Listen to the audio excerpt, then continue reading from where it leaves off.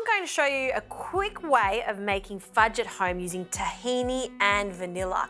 It works a treat. So you'll need a lot of tahini for this, 1.5 cups.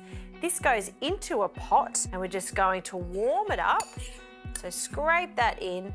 You'll need 110 grams of butter and we'll just measure that and we'll add that to our tahini. So you want this to melt together along with some flavourings. Now there's many different options, but I find the vanilla works a treat. So I'm going to be using some vanilla extract. I love the flavour, the fragrance of it is just fantastic with this. So I'm going to measure out about a teaspoon and we can taste it at the end to see if it needs some more.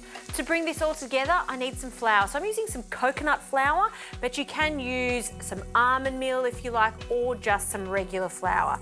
So sprinkle that in, and then use a whisk just to melt everything together. This is looking great, so it's time to sweeten it up, and I like to use maple syrup. So a drizzle of that, and keep whisking it until it's quite smooth.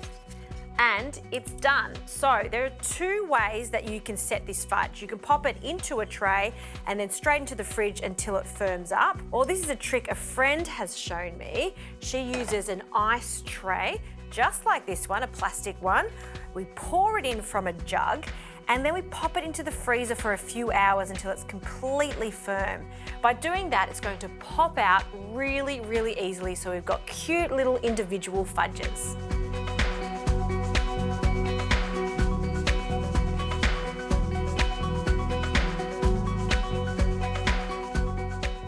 Time to demold our fudges, and when you bring it out, a good idea is just to pop the tray in some hot water just for a moment to loosen them up, and then squeeze and stretch the tray like this. You can see they pop out quite easily.